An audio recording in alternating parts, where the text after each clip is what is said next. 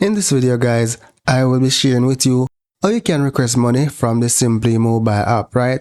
So when you're logged in, look for the menu icon, then you're going to select Interact e-Transfer, then you're going to select Request Money. So here you would add the contact that you want to request the money from. So you would add new contact, enter the person's first name, email address, and mobile number, right? So I'm going to step back here. So I'm just going to select my contact, just for example. Confirm that you have an existing relationship with the contact.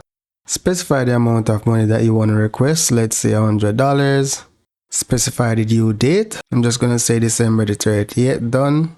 And here you can add a custom message and then you continue and send the request. However, I do not want to send a request to myself, but you should get an idea of how you can do this request. So that's it for now guys. Thank you for watching and see you in the next video.